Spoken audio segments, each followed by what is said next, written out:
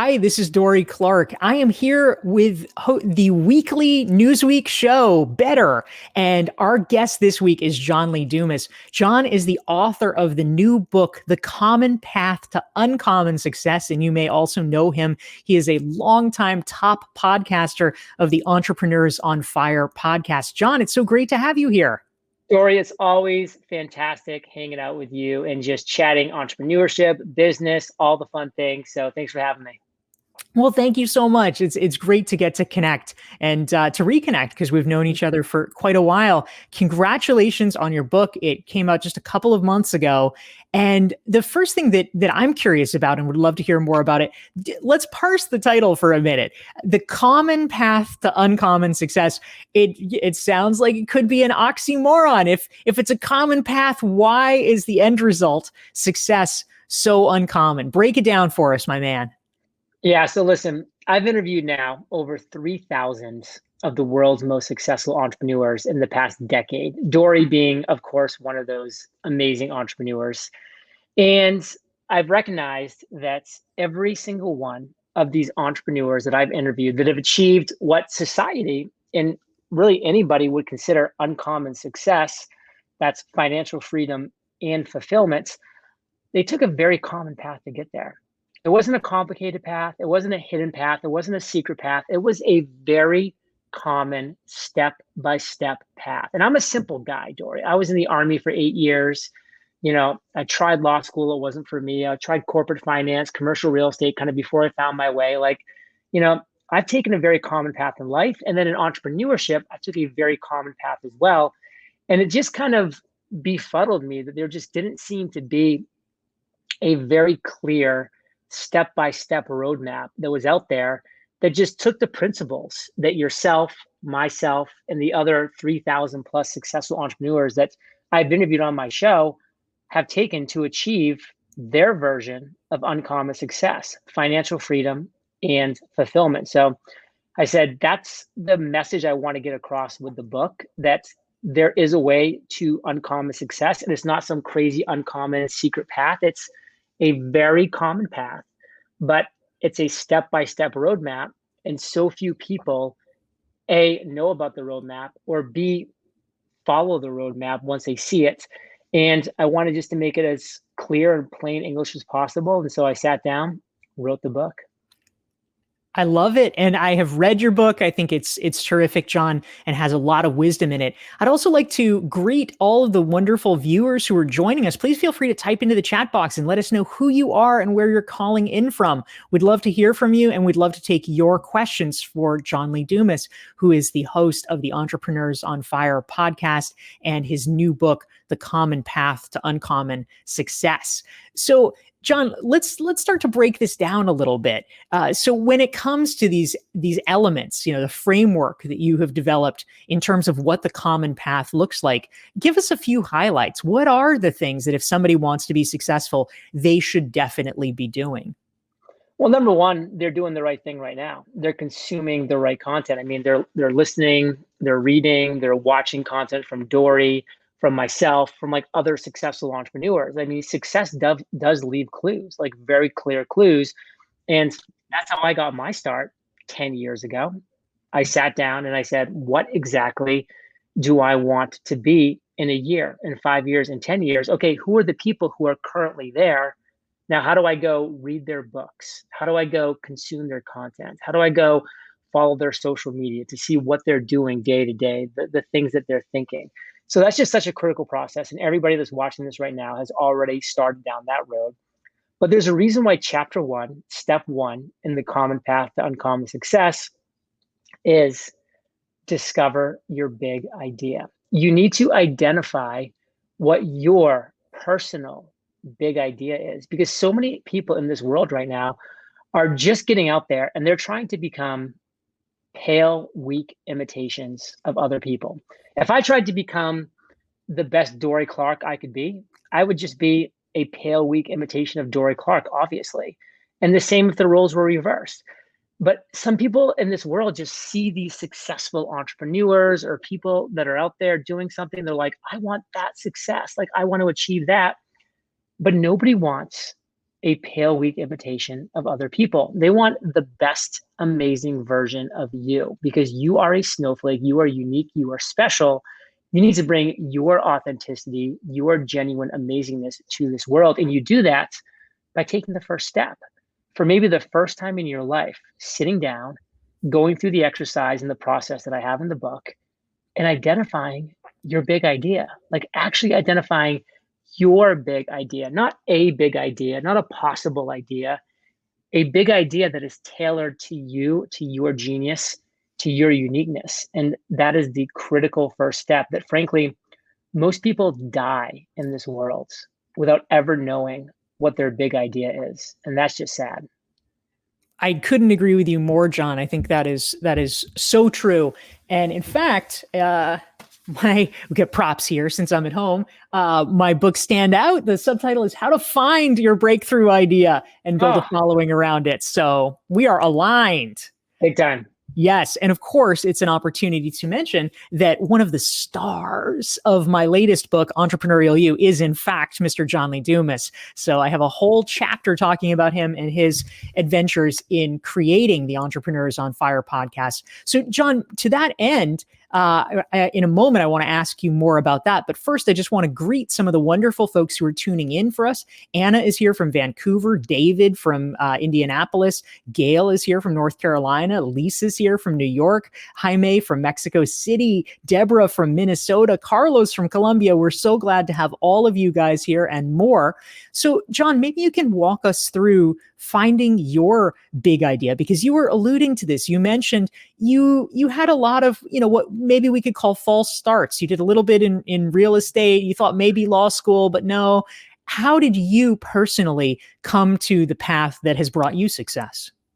Yeah, first I want to say, the love goes both ways with myself and Dorie. She's one of the 5 individuals that I asked for a testimonial to go on the back cover of my book, and she graced me with that too. So she's also featured in the Common Path, Uncommon Success, right on that back cover. So thank you for that, Dorie.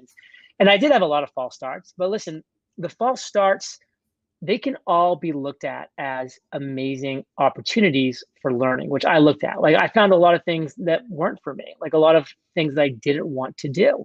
And that's an important part of life as well. So never like be a time traveler and like regret the past. Like just take that as a learning experience.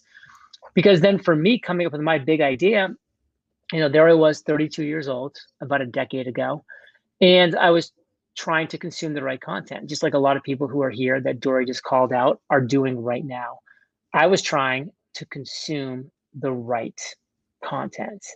And I found some great content to consume. And it started with books, led to audiobooks, eventually led to podcasts. And I just fell in love with the medium immediately. I'm like, I don't understand why everybody's not listening to podcasts. I'm like, how can you jump in your car and listen to like the talk radio or like Miley Cyrus playing her same song like 5 times in a row? It's just like, what are you doing with that time? That's like automobile university opportunity. So podcasting just clicked with me because I knew it was free, it was on demand, and it was targeted content. 3 things that are just amazing when it comes to consuming content on a platform. So I knew at that moment that my big idea was going to be a podcast, but that's just my big idea. Like, I'm like, I know that I want to create a podcast. That's a big idea. It really is, because the podcast is a big undertaking. It's a show, like it's a production, it's a way of life. And that, again, I've spent now 10 years doing almost nothing except my podcast. So I can tell you that it is like a big idea, and it's like an all inclusive and an all encompassing idea. But that's where we kind of take your big idea and move into step 2 of the process, which is where most people fail by not taking step 2 of the 17-step roadmap, which is discovering your niche. Because my big idea was great. I did sit down and identify my big idea, but guess what? There were thousands of other podcasts. So that just helped me identify what my big idea was. I needed to then discover the niche within that podcast or within my idea that was actually going to be able to, as Dorie, shared in a recent book, stand out. How am I going to stand out? And that was just such a critical thought process for me. So I said, well, I want my podcast to be a business podcast. So I niched down into the business section, and I'm like, okay, that's a niche. There's now only a few hundred podcasts that are my competition. And so I said, well, what if I niche down again? And I niched down to business podcasts that interview entrepreneurs because I knew that I couldn't compete with just the hundreds of business podcasts that were out there. There were just too many. And then I ended up identifying that there were 7 other business podcasts that were interviewing entrepreneurs. And I said, okay, well, do I want to be the 8th best podcast out there in 2012 when there weren't that many podcasts interviewing entrepreneurs? No, I don't want to be the 8th best. So how can I niche again to become the best, to become the best, whatever it is in that niche that I've identified? And so I looked at those 7 podcasts, Dorie, and I just asked a simple question. What are they doing wrong? Or what don't I like about those shows that's a common trait? Or, what could I do better? And I saw that the commonality with all 7 of those shows, which were all very good, they all did once a week. And I realized that my complaint on those shows was that when I listened to an episode that I loved, I wanted to hit the next button and listen to the next one, but I had to wait 7 days for it. And I didn't want to wait 7 days. I wanted to keep getting inspired in the moment every single day when I was driving to work. And guess what? That was the aha moment. That was like, that's my niche. I'm going to become the first daily podcast interviewing entrepreneurs. And you know what that did, Dorie? That made me, when I launched, the best daily podcast interviewing entrepreneurs.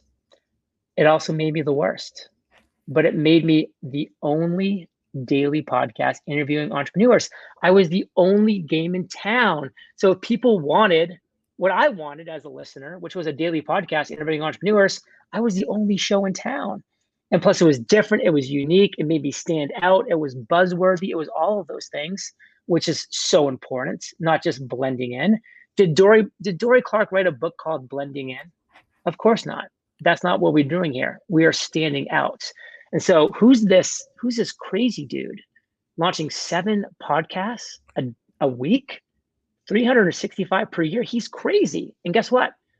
Because they thought it was crazy, meant something. It meant the following, that I was building a barrier so high that my competition was going to be so low because nobody was willing to be that crazy. Nobody was going to be, even if they wanted to copy me when I was starting to have a lot of success, they couldn't because it was too much work. It was too unique. It was too different. I had too much of a head start. I built a moat around my business and I became the daily podcast guy, speaking at conferences, on events, summits, this, that, sponsors coming my way, like the whole 9 yards, because I stood out, because I was the only game in town. And if you don't build a high barrier with whatever it is that you're doing in this world, you have a low barrier. That means you're going to have a lot of competition, because when it's easy for people to copy you, they will. And then everybody loses because everybody floods into the same thing and saturates the market and nobody wins and everybody loses. But that's not going to stop them from copying you. You've got to create such a high barrier that you have such low competition, or in my case, no competition. And so you need to be willing to discover your niche within your big idea that makes you stand out. I think that's so powerful, John. And I can see in the comments, people are really resonating with what you're saying here. I love this comment. Someone says, "Squee, I just jumped in because I love this weekly Newsweek show with Dorie. And then to see JLD, does everyone feel more energized just listening to him? I do." So yes, we can all relate to that. I love it. So we have some great questions from our listeners, which I want to get to soon. I will just remind everyone, if you are enjoying this conversation, please hit the like button and hit the share button so that your friends and colleagues can benefit from John's wisdom as well. If you want to make sure that you never miss an episode of the daily Entrepreneurs on Fire podcast, check out eofire.com and you can subscribe. That is how to do it. And if you want to make sure you never miss one of our weekly Newsweek shows, go to dorieclark.com and you can subscribe to my newsletter and you will get reminders. So all kinds of good stuff. So we had some questions come in, John, that I think are on a lot of people's minds. So this is a great one. It is Lisa wants to know, is there a risk of someone becoming too niche or specialized? How do you kind of thread that needle, or how do you think about that? It's impossible to become too niche, because here's the reason. You need to become unbelievably as specific and niche as possible because you've got to put in the reps. You've got to learn. You've got to say, hey, what am I even doing in this world, in this niche? What am I trying to solve here? And you're going to make mistakes. You're not going to be good. I was a terrible podcast host for over 100+ episodes. I mean, I was getting a tiny bit better every single time I interview somebody, but I mean, just a tiny, tiny bit better every single time. It's going to take you a while to get good at something. So, hey, why not niche your face off? Get down to something that's this tiny little niche, make your mistakes down there, put in the reps, learn, get a couple raving fans down there that you can have engagement and conversations with to learn what they're struggling with. Because guess what? Once you're so incredibly niched, you're not you're not pigeonholing yourself, you're just niching. Then you start to broaden out when and if you're ready. And you may find 2 niches up, 3 niches up, that you're at the perfect spot and you stay there and you lockstep and you crush it at that area. For me, I had the unbelievable niche of just a 7-day-a-week podcast. There was nothing else that I did. But then as my business grew, I started adding more I started building a bigger team. I started adding more things to my plate. I became, a speaker at the biggest conferences and entrepreneurial events around the world. I started releasing physical products like my journals and now my book. I've released, excuse me, the biggest like podcasting course and community in the world, Podcasters Paradise. I did Webinar on Fire. I was doing all these other things, but only after I had established my first niche way down there at the bottom. So you cannot niche too much. I love that. That's really interesting. Thank you for that, John. And something that I think is an interesting question. You've now been doing your podcast for nearly a decade, as you mentioned. Every single day, you're releasing episodes. That is an enormous volume of work. I am curious how you keep up your interests. Anna says, "Where do you find your inspiration?" And I just want to append to that. After a decade of doing this, how do you stay inspired with these topics? This goes back to what we talked about at the beginning, is your big idea. My big idea was really this. It wasn't a podcast. That was like the medium of my big idea. My big idea was talking to inspiring people. Like that was at the core, at the essence, what my big idea was. I wanted to have amazing conversations with inspiring entrepreneurs. That's what I wanted to do because I'm an extrovert. I identified my big idea. I love talking to people. I love having conversations. I love answering questions. I love asking questions. I'm curious. I love business. I'm just, enamored by the stories of how entrepreneurs got to where they are. To me, it's like candy. I just love that. And I've never stopped loving it. So whenever I get anybody on my show, it's a little shot of dopamine because I'm just like, yes, I get to hear an amazing story from an amazing person. And I get to ask the questions that I want to ask, and I get to share it with my audience. I know it doesn't hurt that, the result of all of this is a business that makes multiple millions of dollars per year called Entrepreneurs on Fire. So like that all together, has allowed me to really just identify that I'm still doing what I love. I'm running a business that I love and that is thriving. And what else would I do that would give me this kind of joy in life on the business side of things, on the work side of things? And the answer is nothing. That's really powerful. May we all achieve that. I think that's really terrific, John. So I'm curious. A question that came in, which is one that a lot of people might be wondering about. You started out by talking about finding your big idea.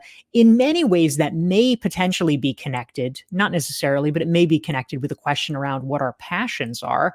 And Vincent from Dublin wrote in. He's curious, what would be the one key question that you'd ask someone who's just not quite clear on what their idea or what their passion is? Do you have advice for someone in that situation, John? It wouldn't be a question. It would be a statement. It would be that you've never sat down and gone through the process of identifying your big idea. You've never done it. And that's okay, because most people haven't. Life is busy. You're jumping from one thing to the other, putting out one fire after another, trying to juggle a million things. You're a human being. We all are. But it's time to sit down, read chapter 1, and for the first time in your life, identify your big idea. All right. So it's really just a process of being methodical, it sounds like. It's not like waiting for inspiration. It's actually sitting down and really doing the work in a structured way, it sounds like. That's great. Excellent. Well, John, a question that I have for you. So the subtitle of your book is so the book is The Common Path to Uncommon Success. Your subtitle is A Roadmap to Financial Freedom and Fulfillment. And so along those lines, obviously we have just come through a crazy time in our history with the pandemic. It's a time when some people did really well, surprisingly well financially. A lot of people had hardship. They may have lost their jobs, their businesses may have been disrupted. I'm wondering if you can talk a little bit specifically about financial advice. If someone wants to earn more money, maybe they've had a challenging year, what would be a tip or some tips that you could offer someone who really is seeking financial freedom now? One thing that I've identified, beyond the fact of just interviewing 3,000 successful entrepreneurs, but running communities that have, thousands and thousands of people who are on that beginning stage of their journey, is they never honestly sit down and even think about the basic sentence. And what the basic sentence is, are you providing a real solution to an actual problem? And when people are like, John, I'm struggling making money. Like, I want to start making this and do that. Like, how do I start? I'm like, well, explain to me the solution that you're providing to a real problem in this world. And they can't even say a thing. They're just like, well, and they stutter for 5 or 6 minutes. And of course, nothing comes out of their mouth that's coherent. And it's just like, okay, so you are looking to have people who worked hard to earn money hand their money to you, and you can't even yourself, let alone the people that are giving money to you, but you can't even yourself eloquently say what solution you're providing, not just to a problem, to a real painful problem. And if you just keep things that simple, I mean, there's a lot of specific strategies and tactics you're going to hear in a million different places. None of them will work if you don't start here. None of them. But if you provide the number one best solution to a real problem in this world, people will beat a path to your doorstep because people want the best solution to their problem. The second best solution through infinity, they're going to ignore those because nobody cares about the second best solution through infinity. They want the best solution to a real problem that they're experiencing. So until you can look in the mirror and honestly and eloquently make that statement of what solution you're providing to a real problem, you are going to struggle. I think that's a powerful observation. Thank you for sharing that. And if you're just tuning in, we're here with John Lee Dumas. He's the author of the new book, The Common Path to Uncommon Success. He's also the host of the well-known podcast, Entrepreneurs on Fire. So you can learn more and subscribe to it right there. And if you're interested in making sure that every week you tune into our Newsweek Better program, follow me on LinkedIn, dorieclark.com/LinkedIn. You can subscribe to the newsletter there as well. So feel free to type your questions for John into the chat box. We'd love to hear from you. So, John, I can imagine that, there's probably some people out there who are listening and they say, well, you started out by talking about niching down, you started a podcast, but also, John, when you were doing a podcast, it was early days. There weren't that many podcasts. Today, there's so many podcasts. There's so much more competition. And one could probably make that argument for all kinds of things. If someone's feeling a little bit churlish, maybe a little bit skeptical, and they say, oh, but you started early, so it was easier. What would be your response to that if someone's a little bit skeptical around the question of finding the big idea and the niche? I'd say you're right. I did start early, and you definitely did miss the boat on a lot of things. The reality is first mover advantage is a real thing. And if you're thinking about starting a podcast today, you're not going to be a first mover in any sense of the word. Now, does that mean you can't have success? Of course not. You just need to make sure that you just do what I shared in the last little soliloquy, which is identifying a major solution, a real problem, a major pain point, and creating the best solution to that. If you can say, my podcast is going to be focused on this one major pain point, and I'm going to be the best solution to that one major pain point, you are going to win as a podcaster, as an entrepreneur, as a business person. There's a fantastic podcast that I just recently started listening to that I'm convinced is the best podcast on sleep. Why? Because they decided to become the best podcast on sleep, because not that many people were focusing on sleep in the podcast space, but they did, and they're crushing it, and they're taking all of the cookies in that area, in that space, and they're also taking all the rewards as well. But also, like, why do you want a podcast? Like, is that even what you want to do? Is that even a medium that's for you? Like, you've missed a lot of other boats over the years. You've missed Instagram, you've missed Meerkat, you've missed Clubhouse, you've missed all these things. So instead of like, complaining and like regretting the past of like, I missed this, I missed that, you need to say, well, what are my skill sets at? What do I want to do? What fits within my big idea? And then what's coming? What's coming next? Like, what is just over the horizon? There's always something just over the horizon. I mean, for years, I was like, there's going to be something that comes and is going to start to eat into the podcasting space. People are like, what could that possibly be? And I'm like, I don't know. If I knew, I'd create it. And then a year ago, up comes Clubhouse. And now Clubhouse is here, and people had jumped on there early and crushed it. Like, I could have jumped on Clubhouse early and crushed it, but I didn't want to, because I've already built my business and my platform and my, financial success off of my podcast. I didn't need to grind it out in Clubhouse, because that's a live platform. I didn't need to grind it out and bust my butt to just like try to claw my way to the top of that, like I did 10 years ago in podcasting, claw my way to the top by just outworking everybody else. I wasn't willing to do that with Clubhouse. You weren't even going to be competing with people like me. You're going to be competing with other people who hadn't yet made it. But guess what? Now it's too late for that. Now people have crushed it in Clubhouse. They're at the top. They're part of this creator fund. They're getting paid. They're making tons of money. They're doing all these things. So you missed it again. But what's the next thing? And are you going to be willing to work hard? I think it's well framed. I mean, we're all constantly missing things, but also even today, I was being interviewed on a podcast, and someone was asking me about online courses and how did I get into online courses so early, and how did I know? And the truth was, I said to him, when I got into online courses, it felt late to me. But it's just, now it seems like I was early because time has marched forward. So getting started is so important. I think you raise a really great point, John. So one of the key themes that I'm hearing in all of this is about discipline and execution and really doing the work. I'm curious, when it comes to any rituals or habits, how do you actually motivate yourself? And are there specific habits that you've worked to cultivate to get all of this done? How does that and the concept of discipline factor into your success? I'm just a big believer in winning tomorrow today. So my day for tomorrow is planned out today. So I know when I wake up in the morning exactly what I'm doing, step by step. I am disciplined. And when I look at disciplined as a word, to me, that means I am a disciple to a plan of action. I have a plan of action every day and I execute upon it. Now, where I'm at in my business, some days that is sit by your pool and do nothing, because to me, that's what I wanted to do that day. And I've earned that right 10 years into my business to have a lot of days like that.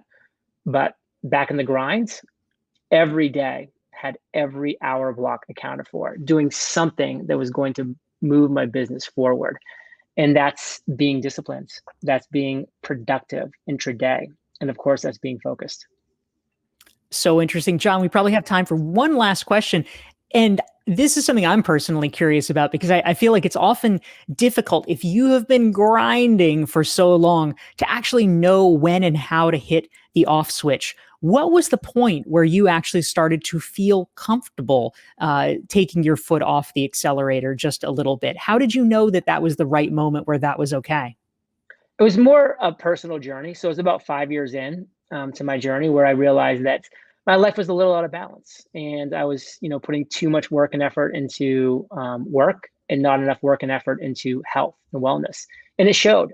It showed in my weight. It showed in my energy. It showed in my like happiness levels. their balance just wasn't there. And that's when I've, for the past 5 years, been on a very intentional journey to correct that balance. And now I'm actually going on the other end of things, which is I'm leaning much more towards health and wellness than I am towards business and work, because I don't think you can ever go too far in the health and wellness direction personally, as long as you're doing the right things. And as long as your business, is not imploding, then, you can make those decisions on a case by case basis. So like right now, as we're talking, and this is one reason why I'm like not in EO Fire Studios, is because I'm on a 17-day wellness retreat in Santa Rosa, California, where I just finished a 10-day water fast. That is correct. Only water, nothing else for 10 days. It was fantastic, by the way. You don't have any hunger from days 4 through 10. And, lost 21 pounds, like haven't been this light since 17 years old. I'm now 41. My energy and mental clarity were there all week. Like it was great. Now I'm in this refeeding stage, which is amazing. Because I've, started to really tip the scales of balance. And, I've, for a long time now, been well over 50-50. I'm now more like really 70-30, 80-20 on the health spectrum to business. Because frankly, I love what I do for Entrepreneurs on Fire, but I found in business and on the financial side of things, like I found enough. Like I found what enough is for me. And, currently my business is bringing in a couple $1,000,000 a year. I live in Puerto Rico, so I don't pay crazy taxes like everybody else does. Like Dorie, I'm here just paying a flat 4% tax on all the income that comes in, and getting to keep the money that I make. So it's going to allow me to say, you know what, instead of having to work twice as hard for half as much, I'm just going to work half as hard for twice as much. And then I'm going to focus all that extra time, energy, and bandwidth on not growing my team and doing more ad spend, and do like all the things I could do. And if I wanted to do that, I'd be doing it, but I don't. I want to focus on other things because I found what enough is. But again, I know what my core is. I'm still passionate about the core of my big idea. I can't picture a time in the foreseeable future. I just signed a 7-figure 2-year contract with HubSpot. So I'm not changing my podcast anytime soon, believe me. But I can't picture ever straying away from the core of what I love doing, which is interviewing or being interviewed by incredibly amazing, inspiring, successful human beings. Like I love that. So Entrepreneurs on Fire is going to continue going strong as a daily show. I'm going to continue putting out great content around that. But, besides that, like that's going to be my focus on business. And then health is my focus on health. And, I just feel fortunate because it wasn't like a health scare that like got me here. Like I literally just am getting ahead of the game, and I hope that I stay there. That is beautiful. And I think it's so important. If we're working toward uncommon success, we all have to get clear on what our definition is. So, John, thank you so much for being here. Again, John Lee Dumas, he is the host, the founder of Entrepreneurs on Fire podcast. Here is the URL. You can sign up and subscribe and learn more. And his book is The Common Path to Uncommon Success. Thank you, everyone, for tuning in. And John, thank you so much for being here. Thank you, Dorie. Thanks, everyone.